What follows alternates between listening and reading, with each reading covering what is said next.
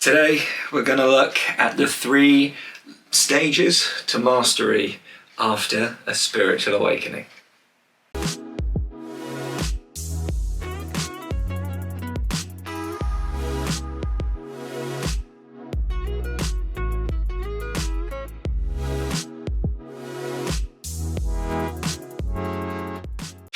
This, in a way, is a little bit connected to the video I made the other day. But we're going to go a little bit deeper today. We were talking about last time the 3 stages of ego death or ego disillusionment, or however you please with that. But today we're going to look at the 3 stages to mastery. Now, if you're interested, by all means, down below there's some free breathing practices that you can try out. There's a free introduction to Hatha Yoga as well down below, and there's also the Freedom Blueprint that you're more than welcome to apply for if you so wish and choose. Now, the first stage of our experience of life and this freedom path is that in fact, actually it comes from childhood, doesn't it? We get trained into believing that we're somebody special, don't we? And that's life in general, and it's fine that it happens. Maybe it's bad parenting, but this believing that we're somebody special is not necessarily our parents' faults, you know, because they also believe they were somebody special. I'm someone. And so they pass this identity structure down to us, isn't it? And then we begin with believing that we're somebody too. Now, this is this first stage. We all recognise it, don't we? I'm somebody, I'm this thing, and I live my life like this, and I do this, and this is me. But as we begin to do some sadhana is just your daily spiritual practice to bring about the highest aliveness of energy in the system so that you might change the trajectory of your life path, really, because of the amount of energy that you're bringing into the system, so that you can manifest the life that is really meant for you and that you'll really want to. The second stage really happens when we have a big Kundalini awakening, or at least any sort of spiritual awakening. Sometimes it can happen gradually, sometimes it can be fast and explosive. But this second stage then is becoming somebody special spiritually. Isn't it true that if you have a big awakening in the system, that then the ego grabs hold of it and some sort of messiah complex or something like this can begin to happen, isn't it? I'm somebody special now spiritually. I'm blessed by God. I'm more blessed than you, or something like this. And this is one of the crazy ways that the ego can convince ourselves that we're better than others because we've had a spiritual awakening, isn't it? But of course, that's also very insincere, because that which I am is that which you are too. Did you know? At the end of each video I say namaste, don't I? But do you know what it means? Namaste actually means I bow to the light in you that is in me. And so we recognize by saying namaste, you and I are one. You and I are equal.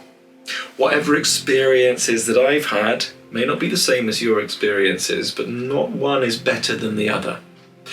For example, do you think a builder thinks he is special for going through building school? Gosh, I'm showing my ignorance here, aren't I? Is there such thing? Probably not. But as he learns what's necessary for the career that he is going to do, that life is about to provide for him, he must learn how to lay the bricks, he must learn the basic mathematics of how these bricks need to be laid, what position and how long this wall needs to be, etc, etc, etc. Do you think he's special for knowing that? Do you think he thinks he's special for knowing that? No, it's just the training that he needs to go through to be the aspect of life that he was created to be, right? Same for us here on this spiritual path. If we have a spiritual awakening, it doesn't make us somebody special spiritually. It's just the training that you need to go through to become the aspect of life that life has created you to be. We're not special. It's different. But in the same way that the builder doesn't feel special for his training, we shouldn't feel special for ours. Now, most people who have a big blast awakening for example, they then don't do the training that they need to do afterwards, and they waste and they squander all of that energy and the potential that can come about in their life if they were to do the sadhana. And that's what the Freedom Blueprint's for, is to try and create a net and catch people so that they can come in and do the right work, regardless of how they got into the journey. I love the saying, it's like this: it doesn't really matter how you got into the journey. One's not more special than another. One's slower and more gradual. One's a really big blast. And it's like, it doesn't matter. Imagine it like a lift. It doesn't matter how you get into the lift, just get in. We're going up. So this second stage, we've become somebody special spiritually.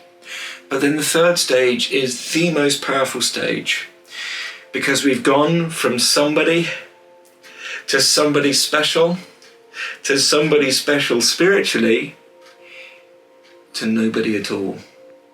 This is, if there was an advanced class, this is what would be taught. You are nothing. And when you live as that nothingness, not needing to attach to an identity that's seemingly special, or not needing to attach to an identity of any sort, then when that attachment to grab hold of identities is dropped from you in a way, you become nothing. But nothing is still very much something. P.S. And I'm telling you from personal experience, you can also make an identity out of being nothing too.